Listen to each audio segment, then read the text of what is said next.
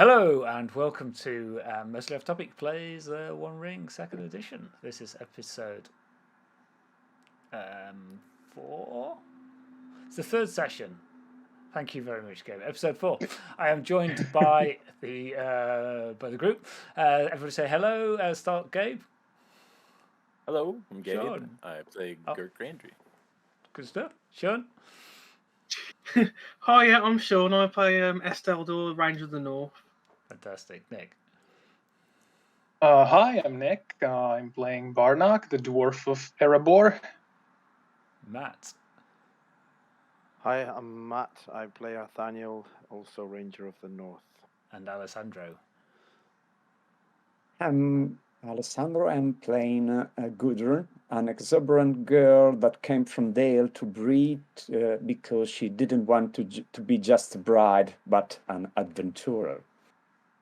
There we go. Excellent. So I'll just quickly recap on what's happened so far. We started the first session in media res. You were fighting the troll, looking for a map that had been stolen in a corpse from the Bree graveyard. You bested the troll, and the teenager Thomas, impetuous, slightly lazy, kind of formed himself into a more right-thinking adult, I guess, through kind of like your interactions.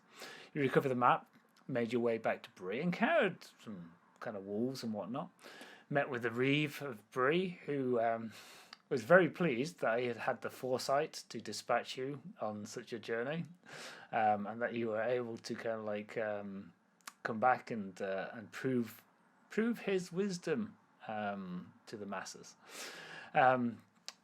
There's kind of lots of discussions about what to do. You'd use the map. It was a magical dwarven map. You'd kind of put it under the smoke and has found that it led to some treasure. Off in Midwater Marshes by a place called the King's Chair. Somewhere in that region is where the X is marked on that map. Various happenings around Bree. You went back to the Gendry household. You met up with Gert's wife and a couple of children. They were just about to head off to the Chetwood because Gert's in-laws weren't well, and his wife was taking the boys back there to kind of like look after them. The Rangers have been told very clearly not to do anything sneaky. Don't scare any old ladies. Just basically keep yourself to yourselves. Don't cause any problems if you don't mind. Spoiler, that did not last. Resolving what to do next, you guys were kind of like uncovered a little bit of a conspiracy with a dwarf named Graw, who was established has some interest in this map in some way, and you decided that actually maybe the best thing to do would be to put them off the scent by creating a counterfeit map and somehow getting this into his hands so that he would follow that counterfeit map, and you would then be free of their attentions to head to the King's Chair to explore where this treasure resides. Thomas is kind of seems to be maturing a little bit throughout. Gudrun wowed the prancing pony with a song from the ages, a tale of heroism, a tale that cast to the shadows any doubts that people had that Gert might not be always honest in his tales, for here was a lady of bearing, of culture, describing how Gert and Thomas had saved her, had led the adversaries, had led the Rangers to the defeat of such a callous, strong beast as a troll. Despite many having reservations that perhaps Gudrun had caught some of Gert's enthusiasm for a tall tale, it was sung with such beauty that it has now become the truth in Bree. And a golden globe of light illuminates the form of Barnak, scratching away with pen on vellum in the Gendry kitchen. The hubbub of the cellar hobbit family died away hours ago. Gudrun and Gert smile at each other, a job more than well done in the prancing pony. It's hot and warm in there, and the patrons, regular and new, want another song.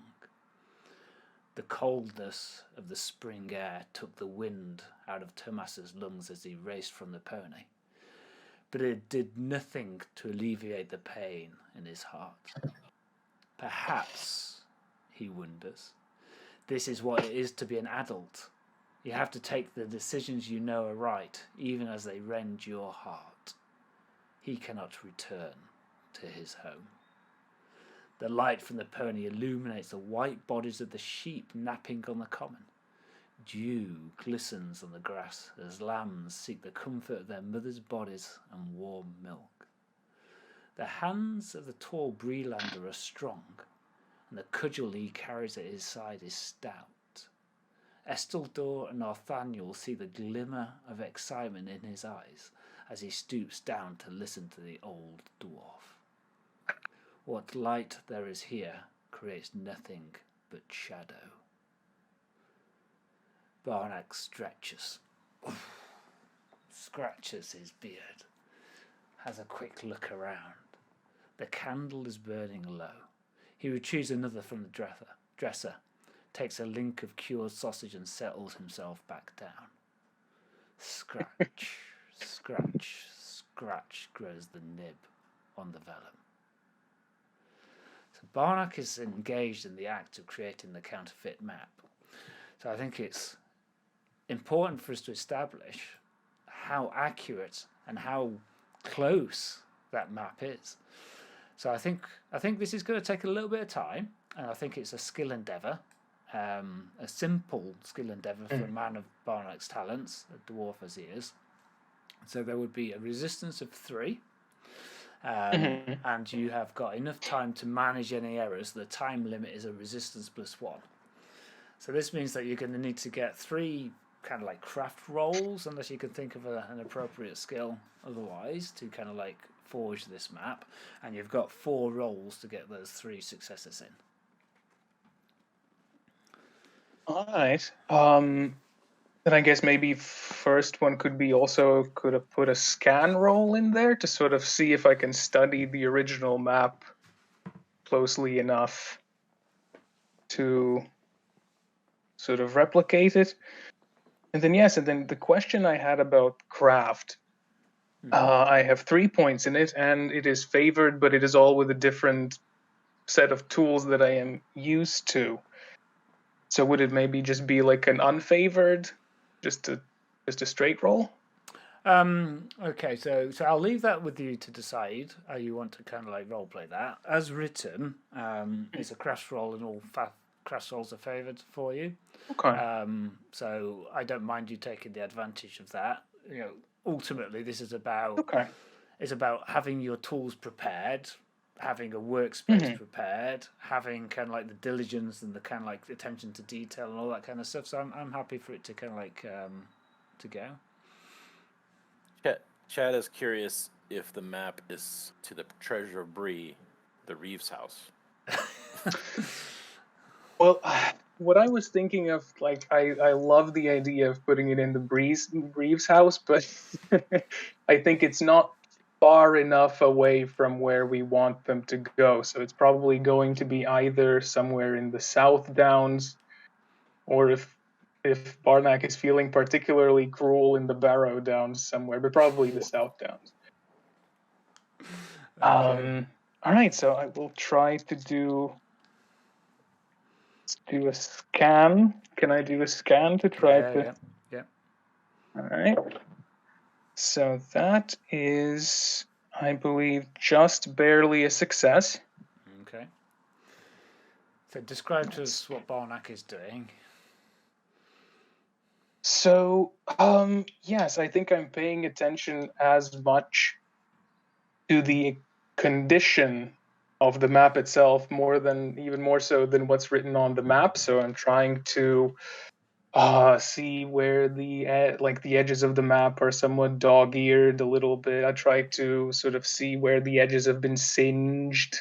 I perhaps try to see if there are any stains on the map where I can apply the sausage that I have taken and sort of rub it on the map a little bit. Because I think in my understanding, it probably first of all should look like the map, like an old map, just from the outskirts. So I think I'm paying attention to those details almost primarily. And then I'll try to see if Gert has any matching paper in his house, any writing utensils, and start scratching away. Yeah. Okay. So you kind of you did a quick survey of Gert's house beforehand. You've kind of you go through. You found that Gert is a man who likes quite flowery bloomers. There's absolutely. Oh no, actually, sorry, they might be his wives. Now that you think about it, but yes, you recover some. It's more vellum than it is paper. It's got the thickness of of that. It has something on it, but perhaps needs must. So you scratch that away to start with. Let's hope it's not the wedding album, and you kind of get pen and inks and so on and so forth. All right, and then I'll try to. Sadly, I cannot put a dwarven magic enchantment on the map, but I'll try to match the specific ink mark that are there with a craft roll if I can. Okay, that's pretty good. Just another single success. Okay. So you're starting. So describe again what you're kind of like doing with respect to that. Right. So I am scratching. I think I'm scratching in the maps, and I'm also sort of studying the locations and putting it, trying to put it like 1-to-1. But then again, yes, like trying to make it look older than it is. Definitely trying to take a candlelight and then burn, like just try to slightly singe the edges, curl up and do a little tear here, a little tear there. And then I mark a very obvious path, a little vector that goes from Bree all the way to the southernmost part of the South Downs that seems plausible. Okay, so make the final roll. All right, then if you allow me, I'll do another craft. Yeah. I don't know what else I could use. Okay, that is not amazing. So that is a 6, 8 plus 6. That is 14 with the Tangmar. So that's 2 successes. Well, a success with the Tangmar, I guess I should say. Okay. Yeah. So you can spend the Tangmar. So you can do it quicker, or you can learn something else that you about it all. Then if I can learn something, then I would try to maybe try to commit the map to memory if I can, like try to see what the landmarks of the actual King's Chair are, like just in case the original map also is taken away from us for whatever reason, then I would maybe have a better understanding of where to go. Yeah, that's really good. Okay, so you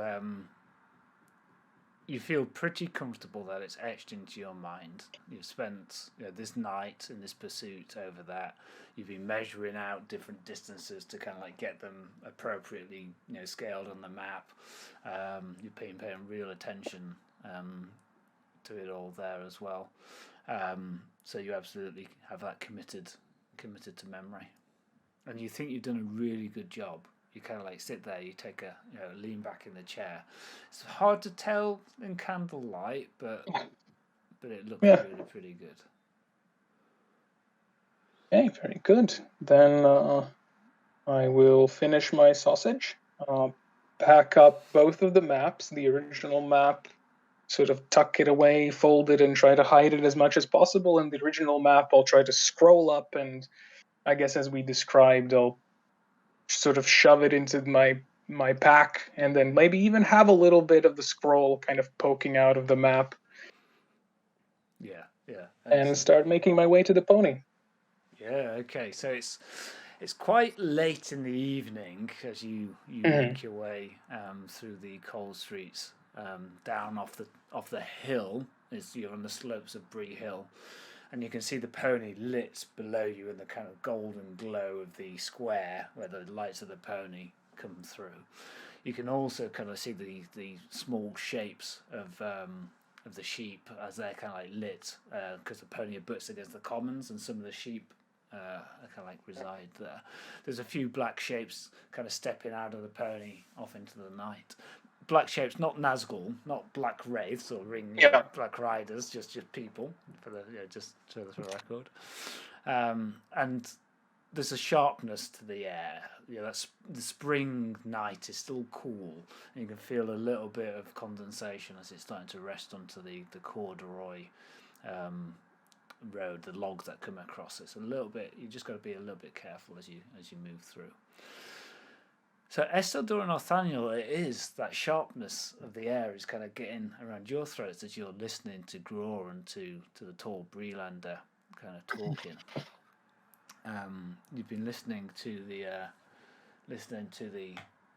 their conversations, their conspiracy, their attempts to kind of like plot and to talk about what they all need to do to get the map. But we can't do it here. We can't go jumping Thomas or those guys here. The Reeve is a bit up himself, but it have us. It properly have us. And the dwarf kind of like says, "We'll not do it here in this wastrel town. We'll let them get out. Follow them. Let them do all the heavy lifting for us. Follow them." But I just think if there's a chance, an opportunity, we have to take it. Keep your eyes on that young wastrel. One of them is a dwarf. One of them, I think, is staying at the dwarf hall. Well, I'll see what he has and if there's anything there for us. You just do what you need to do. This is not good work. What about the payment you promised? You'll get your payment when the job's done. Not sure I like that. It just ratcheted it up, isn't it? Didn't expect to have to deal with all these. They're the talk of the town now. The dwarf reaches up and just pulls at the Breelander's chest. You'll get your money when the job's done. You can always trust a dwarf. Breelander looks down and says, "Be not like you're an honourable dwarf, are you?" Pushes them away. They start to separate, going two ways. Which one of those do you wish to follow, Esteldor and Arthaniel? We can do a quick consultation using eyes, probably only, and maybe some quick gestures. Oh, let's see. Let's do this. I want to see. I want to see. I want to see this role played. Right. And, Okay. Usual.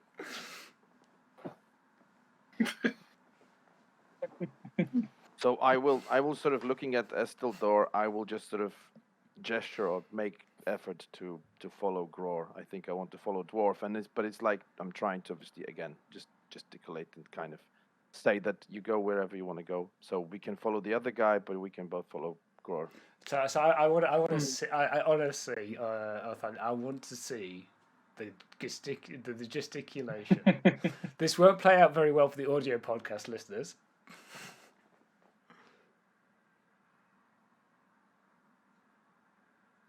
That's Okay. Um. So, Esteldor, Okay. you saw exactly that.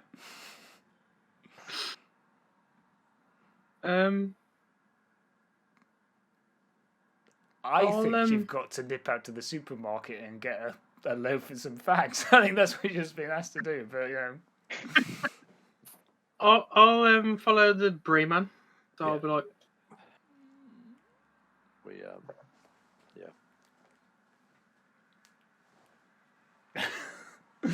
It's just excellent. because we've not done enough training, the usual training. We've just been postponing it, and yeah. Yeah, it's a dialectal difference between the Rangers of the North, the Rangers of the Northeast, and the Rangers of the Northwest. It's kind of like all in the hand signals is all kind of yeah, like. I imagine that I'll probably do bird sounds more than hand signals. Yeah, that's right. I'm That's out right.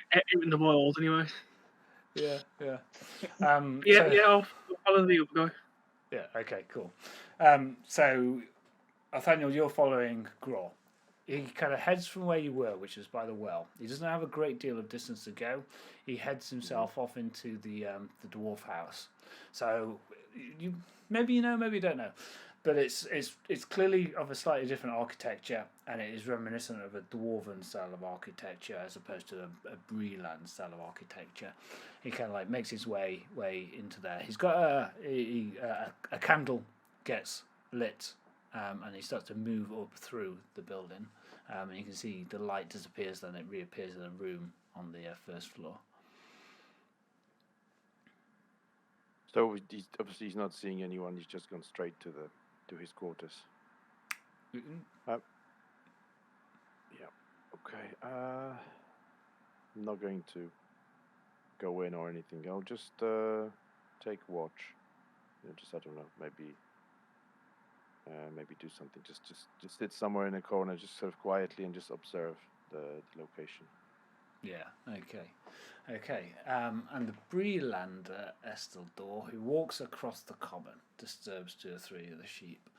He stops and he kind of looks around a little bit. Could you make me a stealth check? There we go. Okay. And you can see he stopped because you can see a figure coming, a slight figure, mid-teens, coming towards you from the pony. So you can see him silhouetted against the light of the pony. And this Breelander has stopped. Can I use a point of hope to get another D6? Yeah, of course you may. As you grab a ram and you try to hide behind it. Ooh, oh yeah, I passed you. Yeah. Okay. No, I've got a 20. Oh, I needed a 17. I got 20. Good job I used that hope point actually. Yeah, good. So you dig deep and you kind of go down, duck down, hiding behind kind of the unlevel ground of the common. It doesn't seem like he sees you. Silence, and then you hear some words are exchanged, but nothing more than acknowledgement. And then you can hear sobbing and sound. And you see Thomas kind of moving his way off to the common, back up into the Bree, the bottom of the slopes of the Bree. Okay. Do I still see the man? Has he moved? No, he's kind of watching Thomas go. Seems to be weighing up a few things in his mind. He's got his cudgel and he kind of just brings it up and then seems to take a decision and turns and heads towards the pony. Okay. Can I just follow at a distance behind Thomas? Yeah, of course. Yeah, Thomas is not paying any attention to you at all. He kind of goes up by the well, heads off towards his home, which is on the row of less well maintained houses towards the east side of Bree. Gets to kind of the road where it starts to lead off. Looks at it, takes a really deep sigh, and then turns and starts to make his way up across the hill. There's like a path that kind of like seems to be going through a few people's gardens and along the edge of the wall. Okay, so he's not gone home and he's not walked gone past his own house. He stopped. So if you imagine his house is like down the lane, he stopped at the end of the lane, gazed off down there, taken a really deep sigh, and then it's kind of like gone off up through a path that's now wending and weaving its way up Bree Hill. Okay, that's odd. I'll keep following him. He's making his way towards Gert's home. Oh, okay. I'll wait to see what he does when he gets to Gert's house. Tries the door, finds it open, heads in. Think to myself, Gert never locks his door. That's unusual. Leaves with the family silver an hour later. No. Okay. I'll walk up to Gert's house. Mm-hmm. Any candlelight? Is it lit up with candlelight at the moment, or It's dark? It's dark. Did Barnak blew the candles out? Yeah, I mean, if it's after I left, then I would have left it dark. I'll just peer through the window first. Can I see Okay. Thomas still? Yeah, he's sat in one of the chairs by the kitchen, just kind of curled up on the chair a little bit, chewing on the end of a little bit of rag cured sausage by the looks of things. Okay. Can I do a scan roll of the street? So I'll just look around Yeah, of course. before I go through Gert's front door. Before you breach. Oh, no, I didn't get that. You look around. There doesn't look to be anything of anything unusual as you kind of go in. I'll slowly open the door and quietly close it behind me. Okay. It shuts down. There's a small porchway before you enter into the kitchen where you kind of like knock the mud off the boots from kind of out in the garden and all that kind of stuff, and you can see that Thomas looks as if he's kind of asleep. He's got his eyes closed. You can see kind of the what light there is, the shadows that kind of like come through the window kind of across the side of his face. He looks slightly puffy cheeked, definitely been crying. He's kind of like looks to have gathered a blanket or something from around. Sorry, I just got distracted by Alessandro's cat. Blanket or what have you, just gathered up and around him. It looks like he's trying to fall asleep. He's as close to the ebbing fire as he can be, kind of like the embers of the fire. Okay. So he's asleep? Eyes closed, but to your eye, you don't think asleep because his chest hasn't got the rhythmic, slow upwards and downwards. Okay. I'll. Is there like an armchair in the living room? Yeah.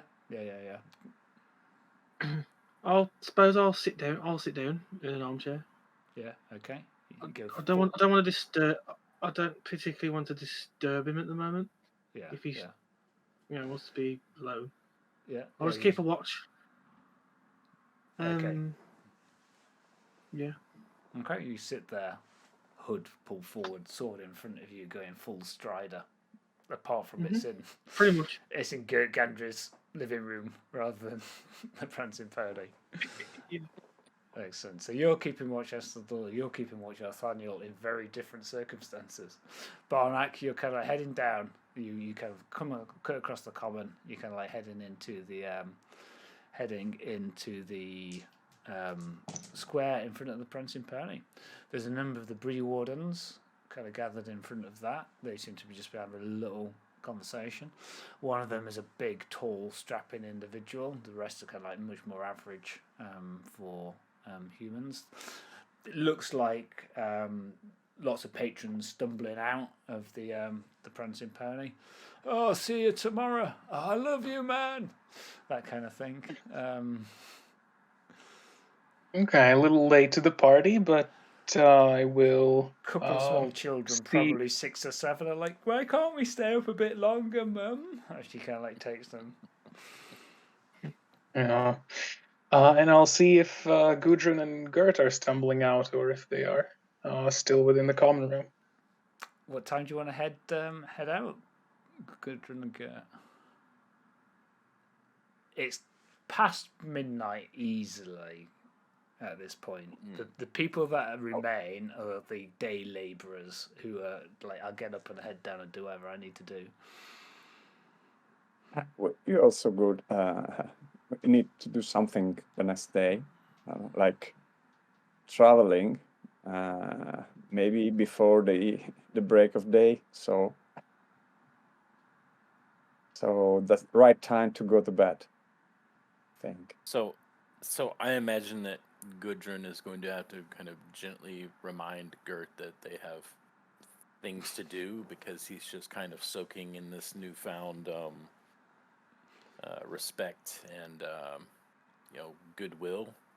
So probably take 3 or 4 gentle reminders that it's time to go. We have to go.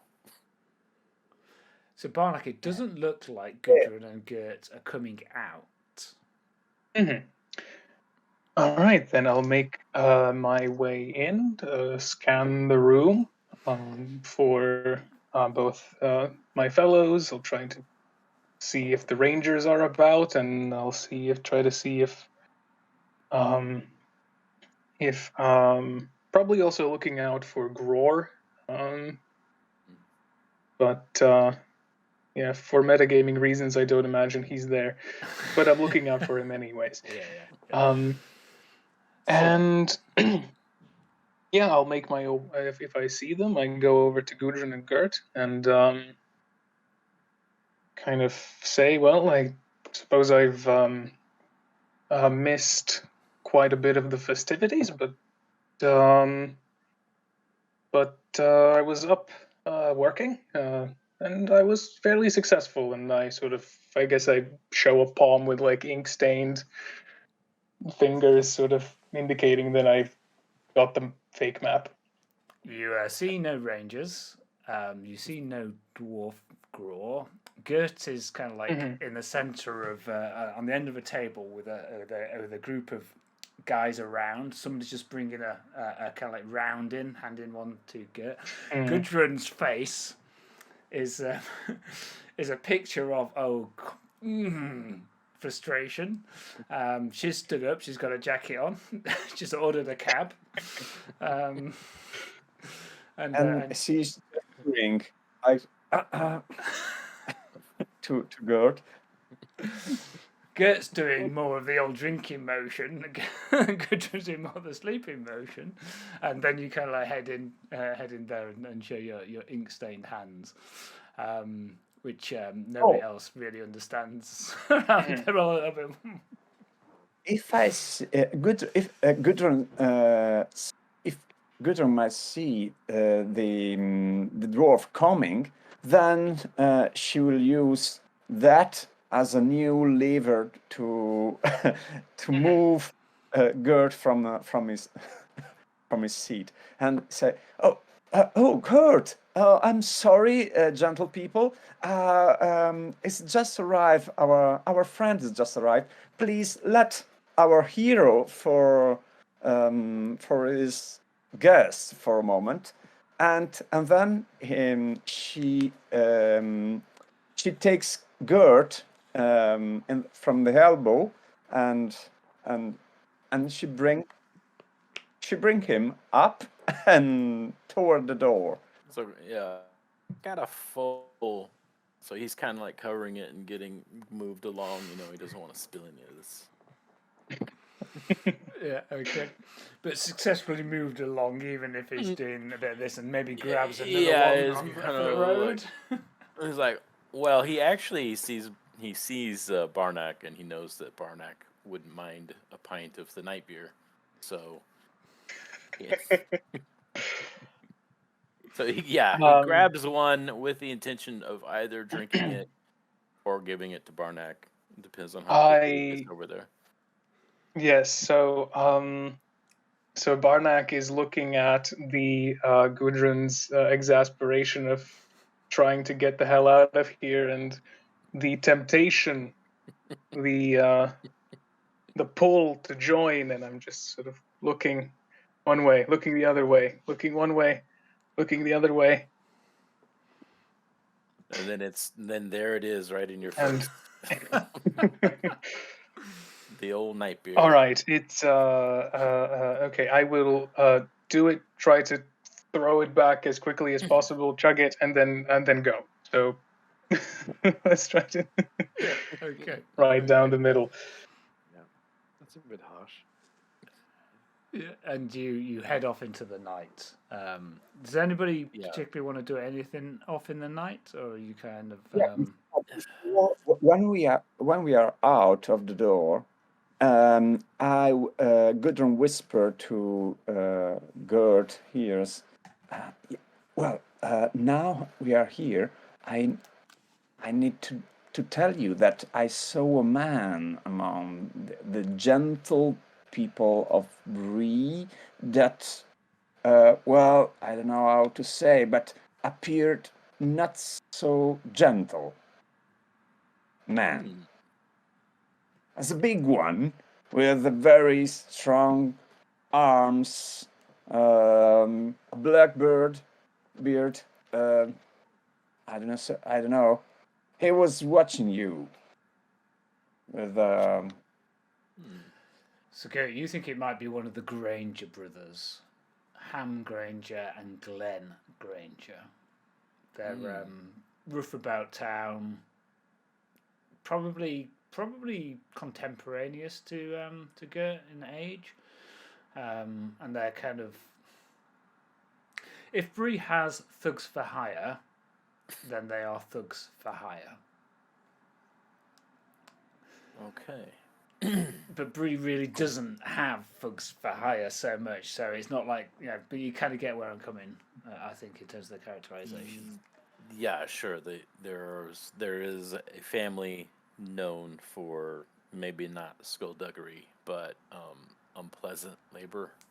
Yeah, the mercenary, physical, natural leanings, natural bullies, really. Okay. The Reeve is known to take advantage of them if he needs to. Well, it sounds like you've witnessed either Ham Granger or, I'm sorry, what was the other one? Glenn Granger. They're very hard to tell apart. You're not sure that even Grandma Granger can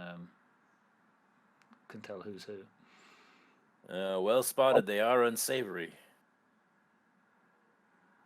Well, good to know that you know them. So they are people of Bree, then. Yes, we must claim everyone, including the bullies. So yes, they are people of Bree. So. So do we have any? Yeah, sorry. At first, I suspected they might be involved in this conspiracy of the map, but don't seem he doesn't seem the type of, but we don't know. Yeah, we should definitely see if we can meet up with the Rangers and see what they have learned. Did we arrange a meeting with them, or did we just scatter at this point? Arrange a meeting with the ranger. Arrangement is required. You can only assume that the Rangers are being very lawful and definitely doing as they were asked to do. So they're probably tucked up in their beds. Yeah. No, but now that you mentioned it, I'm feeling a bit parched, and watching paint dry on the outside of the dwarf house is just a bit boring. So I thought I'll head back and see if the boys and Gudrun are still having a bit of that night ale or whatever that stuff is. But Okay, so I'm gonna basically head back after a bit, towards the Prancing Pony. Standard dereliction of duty. All right, that's fine. So I assume you guys are going to be making your way back to Gert. So you'll encounter Arthaniel stepping out of the darkness in the common. These sheep are not getting any sleep. Hello. You spooked us. Oh.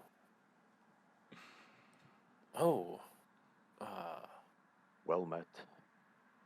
Hello. And Gert is swaying slightly. When he says hello, he says hello. Shh. hello. If I still have some, I'm wondering. So I actually walked out with a tankard. So as you do. Yeah.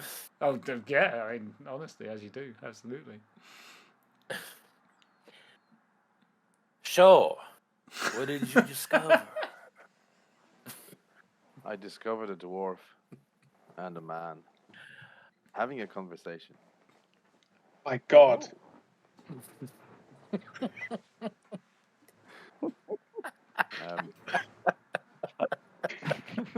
I'm sorry. By Lubitar. Please apologize. It's not proper. This night it was a bit in the center of the attention of the people of Bree, Gert. So maybe he needs a bit of sleep now. Maybe we all need a bit of sleep. I think it's a good idea. I mean, I'm not the one to look into people's tankards and check how much they may have consumed. But Gert, are you still? Yeah, let's. You're here. Saying, let's head back. Maybe the night is almost over. Let's have a. Can you help me get him to like? I will offer good. to help. It smells really good out here. Yeah. Come on, buddy. So I will. Yeah, following Gudrun. So Gudrun, you lead the way, and I will get him in. I lead, and Yad, whispering to herself, he blurted out, "Yes, I lead this hero of Bree." Yeah. Okay, you managed to weave Gert back up the hill, which takes a little bit of manhandling from Arthaniel and a little bit of dwarf handling from Barnak, and a little bit of sharp tongue from Gudrun, but you kind of like get back in, and then you crash through the porch in. You I've hear got them. some sausages. you hear them Esteldor from around about Rivendell coming through. So you're not all surprised when they kind of like come through. Thomas kind of like jumps up though. Yeah, I imagine I'm like nodding a little bit when I hear him come through. I'll grab my sword slightly. There's an armed man. Oh. It's Esteldor. I'll put my sword away. You're absolutely certain, Gert, that you had a load of sausages just in the cupboard, just kind of like in the pantry. You don't know, you have no idea where they've gone, but they've got to be somewhere. I'm sorry. Your rations might have dwindled somewhat. Wanted to keep my strength up, but I will compensate. The wealth of Erebor shall pay for your sausages. 20 sausages you ate. How long were you here?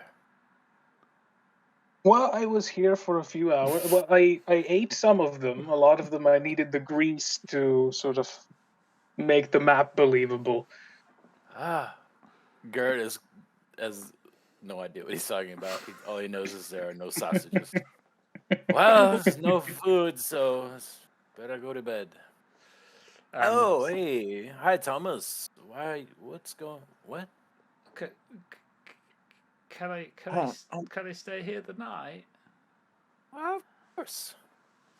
You want to Thanks. sleep in a chair? Yeah, it's Okay. fine. It's fine. It's fine. Of Sure. course you can, but what are you doing here? Where I thought you had gone home after the singing. I saw you go away from the common room. I don't want to go back home. And what is in your face?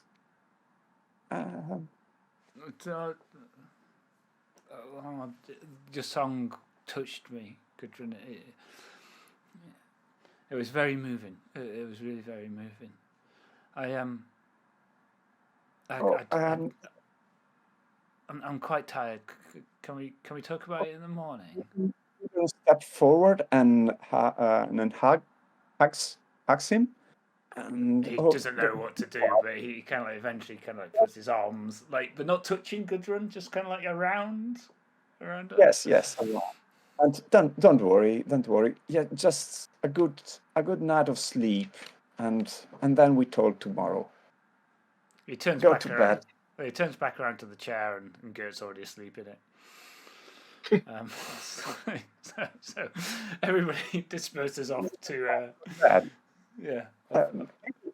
We can find a good bed for the guy, doesn't we? Don't we, Gert? You can sleep in Gert's bed. Gert's in the chair, right? Yeah, you manage. You manage to find kind of places to sleep. So Thomas goes and sleeps in one of the older boys' beds, kind of like feet dangling over the edge of it a little. Everybody kind of like disperses. I'll take the younger ones. Yeah, you've got acres of space, but it's not quite wide enough. And the cock crows in the morning. Beautiful kind of golds and reds as the sun rises, broken by the cockerels, cock-a-doodle-doo, and the Gert's noise, and you wend your way back down into the kitchen, kind of like gather yourselves together. What do you want to do, ladies and gentlemen?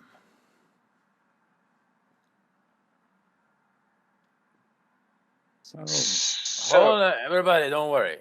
I'll cook up some Gert, are you sausage for still drunk? breakfast. No, I'm fine. But there's sausages in the pantry here. I'll cook them up for breakfast. That sounds lovely.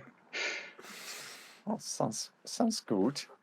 He's slamming around in the background.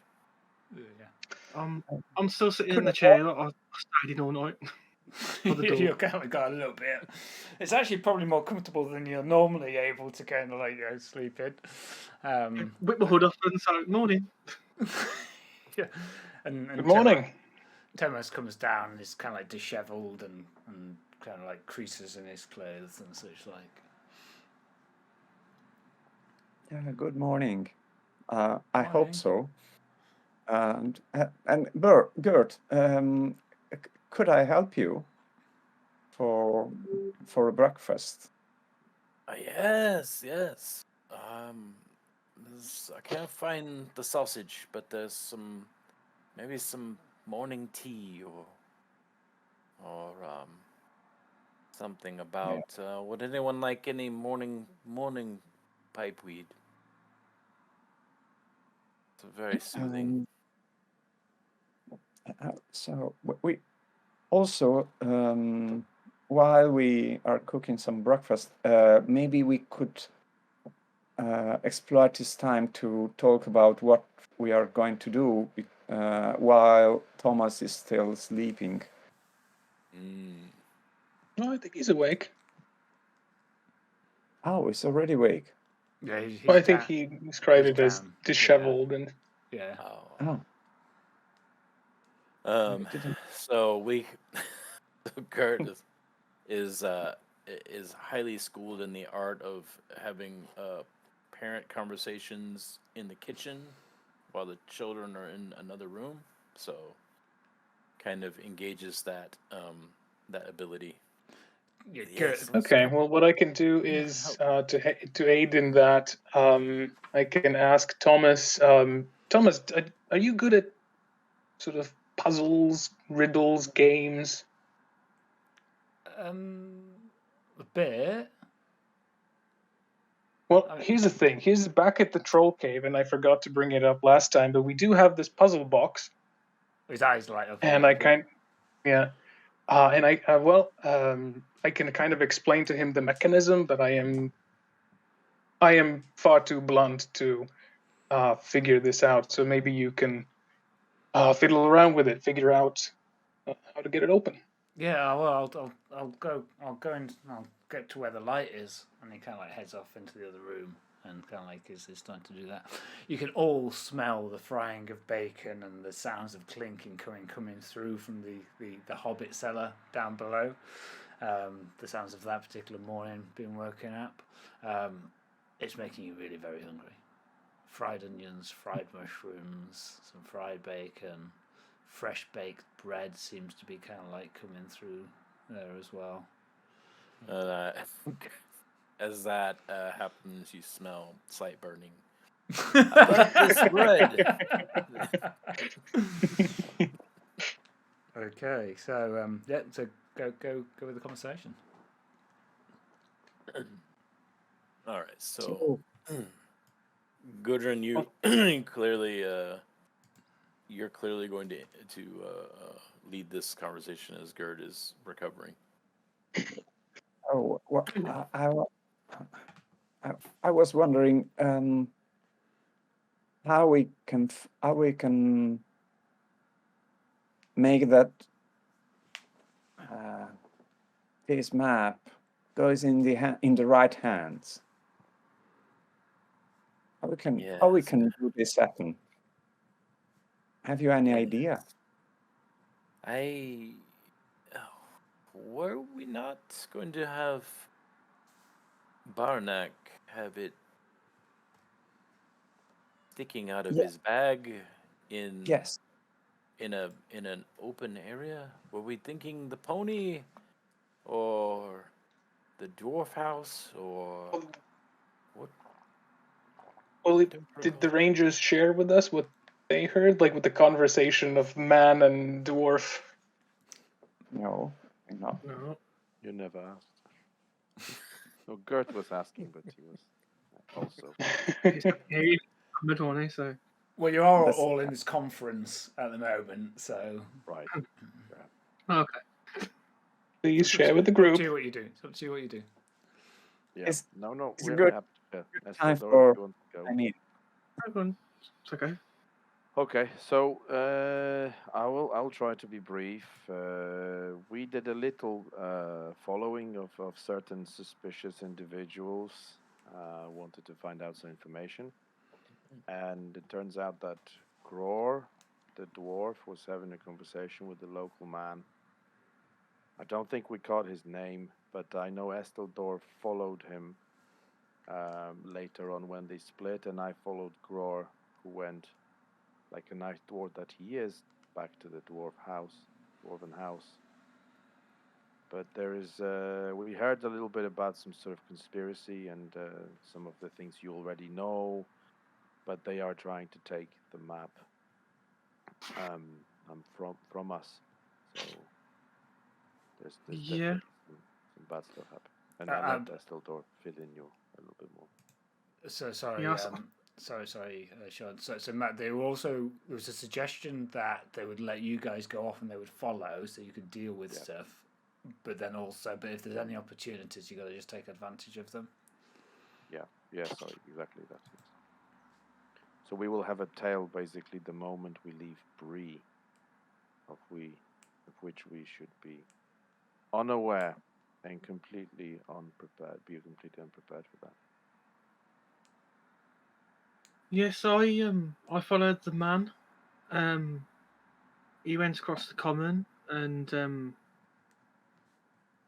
he saw, and I say this quietly. I say he saw Thomas leave the pony.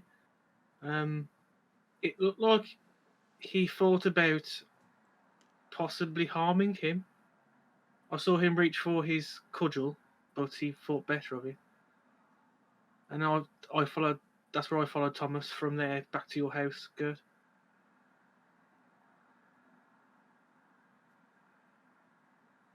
Right. So, Esteldor, can you maybe describe what did you see? Did you get a good look at the Breelander, the man? Maybe you can describe him to Gert, and Gert might recognize him based on description. Yeah, what did it like, Paul? So it's taller than the average Breelander, heavy built, so kind of like really quite muscular, black haired, thin wisp of a beard, but not especially bushy. Sly and malicious looking. Yeah, I get that description. Sounds like one of the Granger brothers. Gudrun recognized the one giving me the evil eye at the pony. Seems like the Granger brothers are involved fully. Are they ruffians or something along those lines? Yeah, they grew up bullies, and they grew up to be, thug is a strong word, but they're thuggish. Ruffian is exactly the word. I wish I had thought of it earlier. Well, Gert's not going to call any Breelander a ruffian, so... I have no problem calling them ruffians. Yeah. Oh, okay. So then it seems like the proper sequence of events, if we want to continue on with the false map, is to have the false map swiped from us, then wait for Gror to leave, and then we go in our proper direction, because if we leave now, they'll just follow us. Yeah. So I was thinking it would be believable if we return the map to as a legacy to Thomas' family. Oh, my friend, I think Thomas had some discussion, argument with his father, and I think his father beat him. That's why Thomas is here, not at home, at his home. So what if we bring Thomas with us and we let the false map to the father as a kind of little revenge. And we do that openly, so everybody knows that the map is going there. Because what I've said to the people of Bree is that I need to bring a parcel to the Shire. That's true, by the way. Anyway, so these scoundrels might think that we left the task. We are not interested in the map, and we left to the right own of it. And probably they will go there to take it. Yeah, that is very devious, Gudrun. Very devious, very cunning. We could explore that. I like more cunning than devious, anyway. What's the difference between cunning and devious? A shadow check. Oh.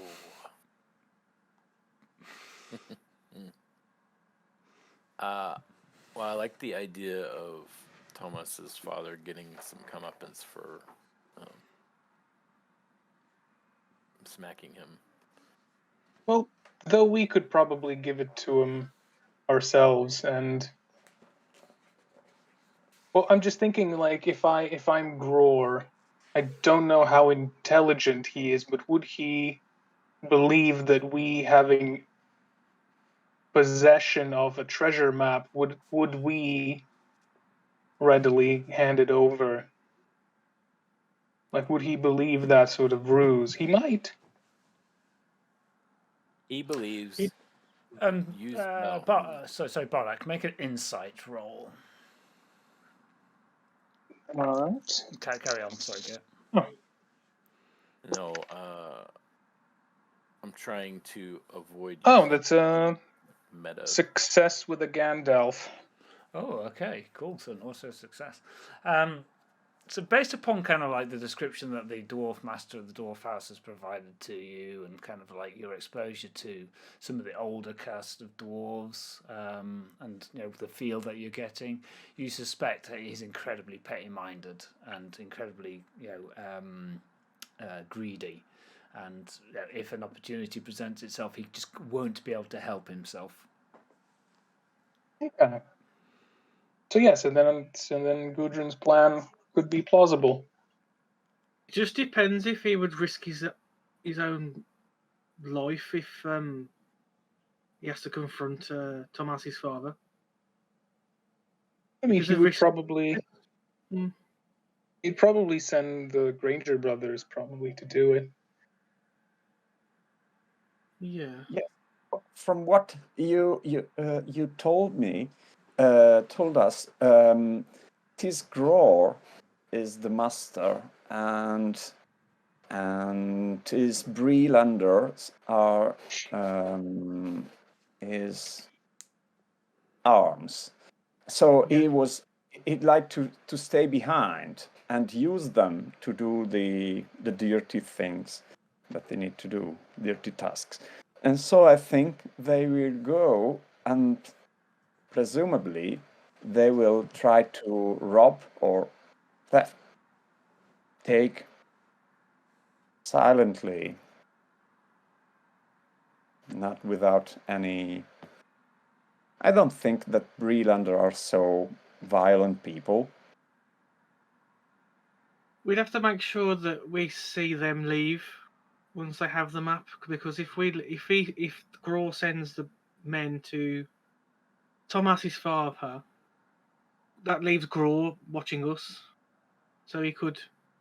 So we can leave openly after the leaving the map to the father, Thomas' father, and then you can go back to watch the house of the father to see all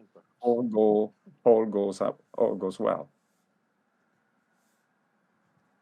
That's I'm happy to do that if that's needed. I can watch Gror again, stay behind. I can be on some ranger business.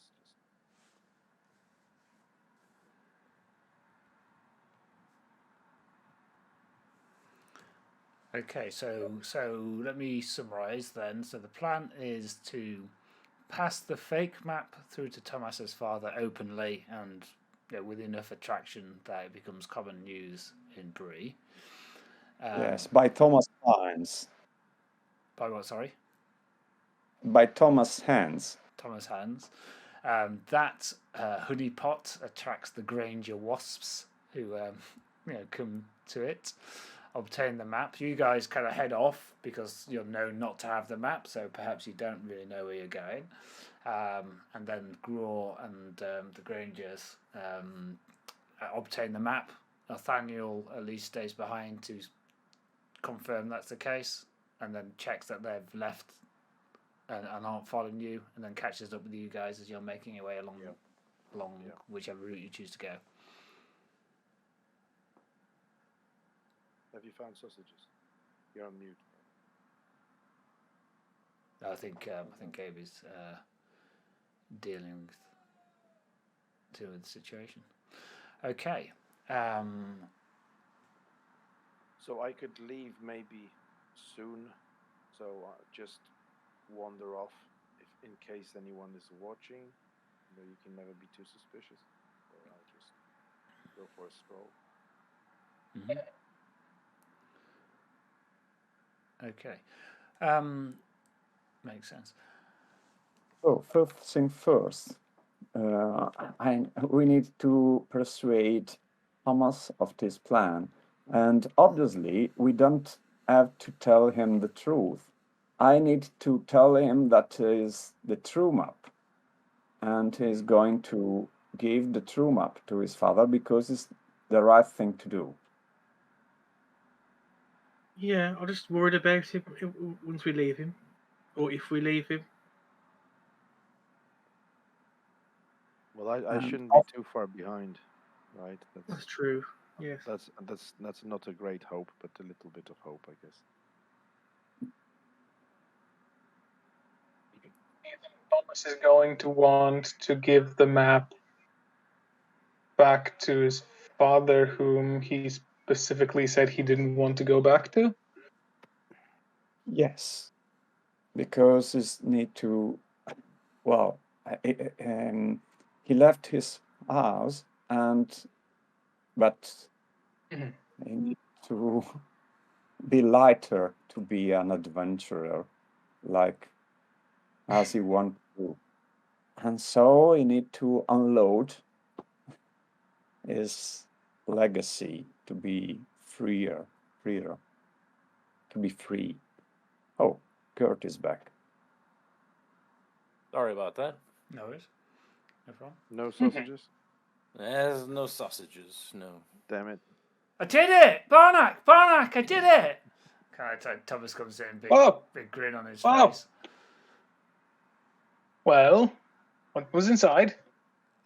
There was this. And he kind of like holds out what looks to be a really fine cut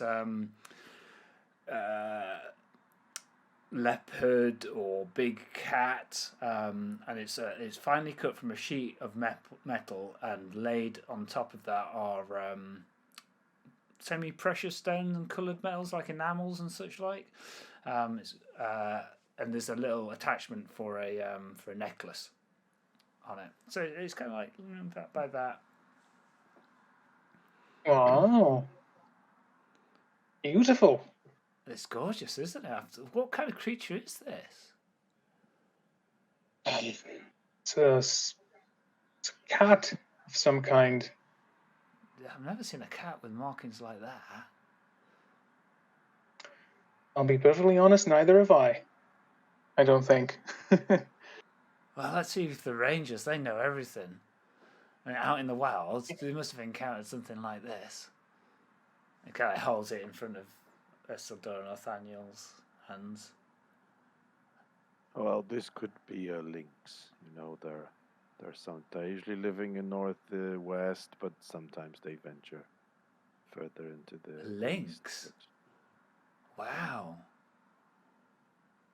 I've never heard of a lynx. Do we want to see one?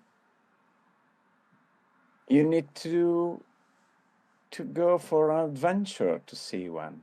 Do you want to? You told me that you want to be an adventurer, don't you? Well, a little, yeah. I mean, why are we going to go and see a lynx? We're going to go and see one of these? Yes, in the mountains. Or hills. I mean, but I'm kind of like, I know it was really kind of you to do the song, Gudrun, and to kind of portray me in that way, and a lot of it I can see a lot of it was true, but I was quite scared when I was doing all those things. None of it was true, for the record. A lot of it was true, and I was really quite scared doing those things. I mean, I'm not as old as the Rangers are, or as experienced as Gert is. Do you think? I don't know. But then you do need a protection, don't you, Gudrun? Gudrun puts an arrow through the troll's eye, kills it dead. Needs a protection. Yes, I think. Well, now that you are saying so, well, yes, you have seen the truth of it. Can I ask your protection? He goes kind of like scarlet. It would be my honor. And he kind of like gets down on his knees and I pledge myself to your protection, Gudrun. Oh, then. So I took my handkerchief, and then I give him. So take this as a token for this quest. Like to protect. He starts to well up a little bit. But before we set off, you need to be lighter. You need to leave all your past behind you. And so that'll be easy. You need to go give to your father and your family what belongs to your family before you go to the wide world, because that's true. It's dangerous to be an adventurer, so you might not return. And so is the right thing is that your legacy need to go to your family, to your home. But I don't want to go back there. I don't have anything. I've just got the clothes I'm in with now and this beautiful smelling handkerchief. Your map. Oh, the map. But I'll give them all the treasure. How? Oh, there is a plenty of treasure in the wide world, and one by one we seek all of them. But before, you need to be free. Kind of looks down at the necklace. Kind of looks back up. Kind of like, well, to go and see the lynx. Yes, and the lions. Lions? And maybe more trolls. Tigers and bears, oh my. Could be. I heard of elephants in the south. Strange creature, greater than towers. That sounds scary. Sounds like the kind of thing that you need to be protected from. Exactly. That's why I'm asking you. I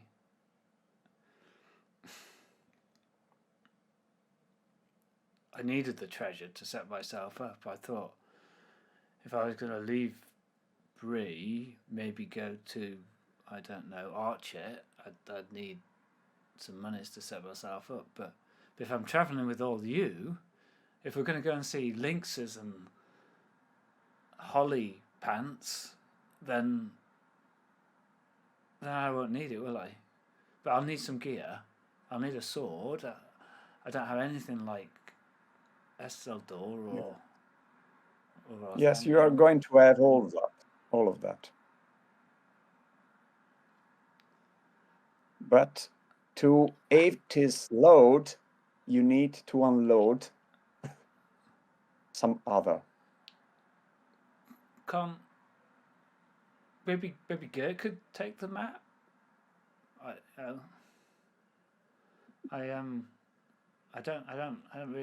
don't want to see. I don't want to see my dad again. Gert is not Gert's map. This is the map of your family, Yeah. and Yes. the right pair of the map is your father, not you, unfortunately. I'm happy to travel with you to your father's house, Thomas. Oh, we all come. We all come. Oh, even the Rangers. No, but well, the ranger. Yeah. No, I have some business to take care of in town, I'm afraid, but otherwise I would gladly join you. What about you, Esteldor? Oh, Would you come with? I would, but I don't think I'd be wanted there by I all would want you people. there. I want. I know you're kind of a bad reputation here, but I think you're all right. I think you've looked after me and you've helped me, and we picked firewood together. If it's your wish, yes, I will Yes, follow it behind. is. It is my wish. I want my. I don't care if the town of Bree sees me in the company of rangers. I'm an adventurer now. I have a lady's handkerchief, and I am pledged to protect her with all of my heart. Very good. Good for you, lad. Very proud of you, Thomas, for these words. I think this is my cue. I think it's time for me to go. So I'll just quietly just make myself scarce.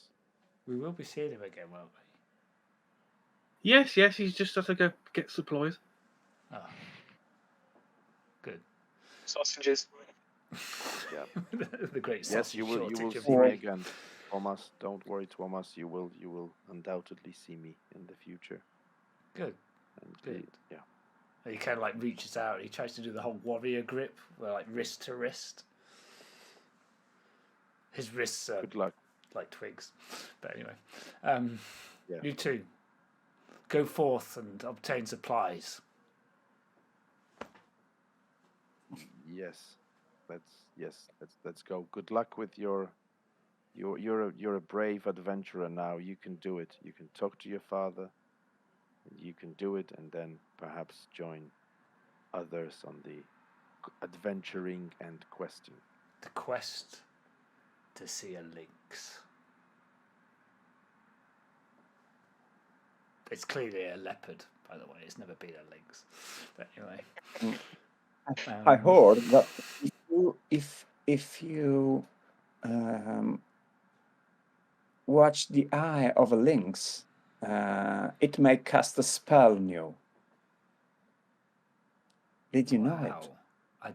I didn't know that. What kind of spell? A spell of We don't beguiling? know. We need to find out.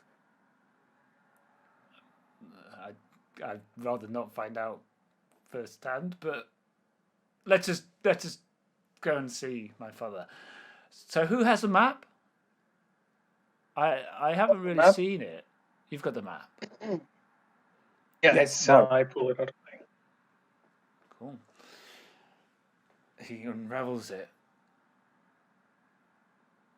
It looks. This is the first time the rest of you guys have seen the counterfeit Mhm. map, and you kind of look at it, and it looks really good. It's actually. It smells a little bit of chorizo, but you know, other than that, it's fine. But it's really, really good. Apart from the fact it goes to the South Downs and not to the King's Chair. But it is revealed without smacking it over a candle. Thomas looks at it and rolls it up. Let's go. Let's go then. Let's go. Off we go. I follow you. But My can we have knight. some food first? There is literally no food in the house of Gendry. Oh, I thought you were just cooking bacon. He burned it all. Did I smell bacon? Oh, that's the hobbits Oh, that was downstairs. the hobbits. Yeah, the hobbits are having a lovely breakfast. We're having burnt toast. Well, yeah, I mean, what did you think, Arthaniel? What the supplies he was referring to? It was bread, sausages, Yeah. onion. All the good stuff. Yeah. No tomatoes Oh, wait. in this house. No peppers, no Um, cucumber. Nothing. Brat Matifa Oh, from toast.